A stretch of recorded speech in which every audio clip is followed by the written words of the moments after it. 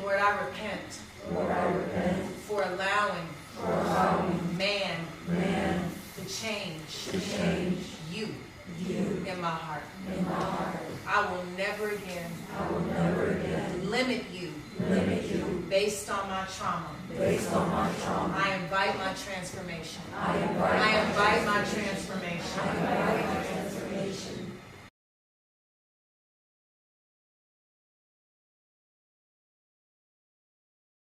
My name is Shannon Evette, and God gave me a vision about 18 months ago.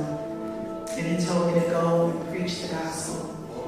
And at first I said, what? And then I said, what? And then I said, what? And then you know how you make God sound like you? So God answered me back in the LA voice, and He said, for real, for real.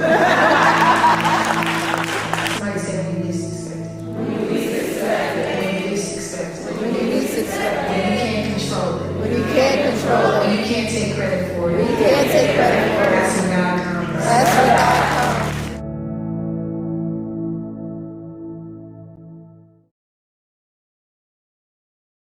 Dear Lord, I invite you into every aspect of my life. Dear Lord, I invite you into the hidden spaces. Dear Lord, I invite you to the places where I've closed the door. I'm open, Holy Spirit. Come for my grief. Come for my sorrow.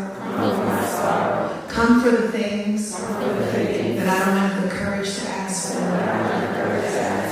See me, Lord.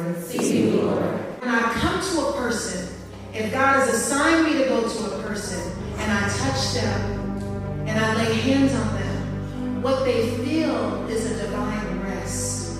And if they allow themselves to enter into that divine rest as Jesus commanded, then in that stillness, and in that quiet, and in that non-resistant state, the Holy Spirit can start going in and doing in 10 minutes what you couldn't do in 10 years. So receive it. Receive divine rest.